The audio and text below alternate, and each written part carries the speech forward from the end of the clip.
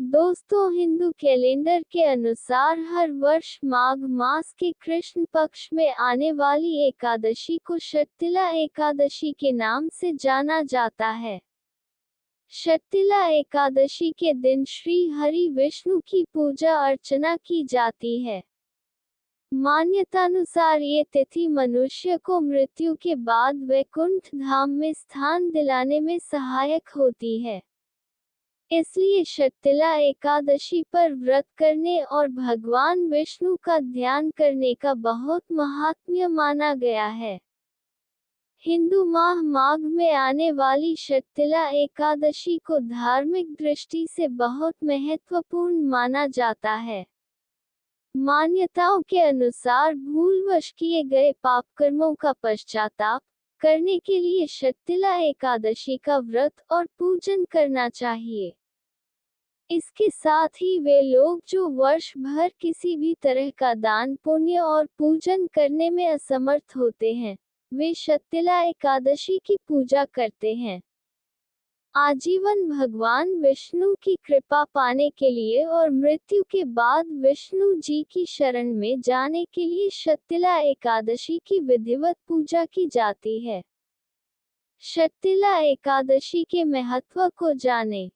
शर्तिला एकादशी से जुड़ी पौराणिक कथा में नारद मुनि भगवान विष्णु से पूछते हैं कि पृथ्वीलोक पर रहने वाले मनुष्यों को नरक की यातना भोगने से बचाने का क्या उपाय है। तब भगवान विष्णु ने नारद जी को शर्तिला एकादशी की महिमा कहकर सुनाई कि जो मनुष्य सदा के लिए मेरी शरण में रहना चाहते हैं, उनके लिए शर्तिला एकादशी एक शुभ अवसर होता है।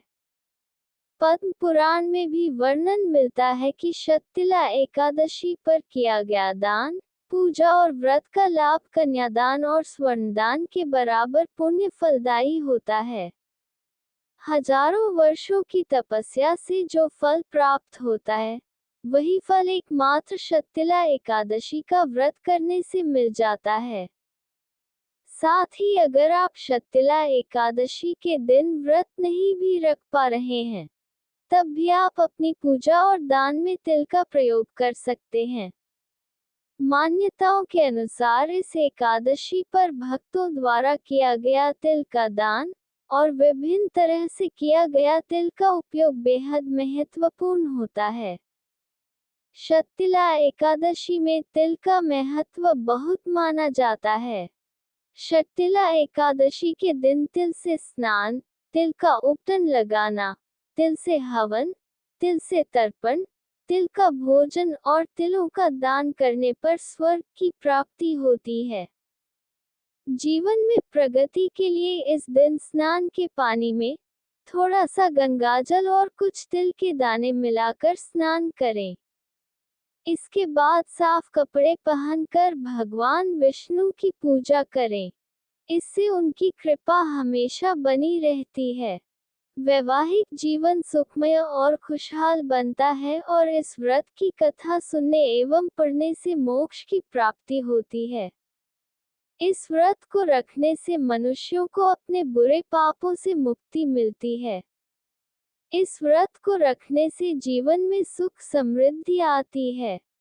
हिंदू धर्म में मान्यता है कि तिल की उत्पत्ति भगवान विष्णु से हुई है। इसलिए तिल को नैवेद्य के रूप में चढ़ाना या उसका दान करना बहुत ही शुभ माना गया है। माघ मास के कृष्ण पक्ष में एक ऐसी एकादशी मनाई जाती है, जो तिल का दान करने के लिए अत्यंत शुभ है। इस दिन तिल का 6 रूपों में प्रयोग और दान करने से स्वर्ग की प्राप्ति होती है। इसलिए यह एकादशी शर्तिला एकादशी के नाम से प्रसिद्ध है। शर्तिला एकादशी के दिन जो व्यक्ति जितने तिल का दान करता है, उसे उतने 1000 वर्षों तक स्वर्ग में स्थान की प्राप्ति होती है। इस प्रकार जो शर्तिला एकादशी का व्रत रखते हैं, भगवान उनको अज्ञानता पूर्वक किए गए सभी अपराधों से मुक्त कर देते हैं और पुण्य दान देकर स्वर्ग में स्थान प्रदान करते हैं। जो भक्त यह व्रत करता है उनका निश्चित ही प्रभु उद्धार करते हैं। दोस्तों, आइए अब जानते हैं कि षटतिला एकादशी कब है। शुभ मुहूर्त, पूजा विधि, व्रत का महत्व, पारण का शुभ मुहूर्त कब है। साल 2024 में षटतिला एकादशी का व्रत 6 फरवरी मंगलवार को रखा जाएगा।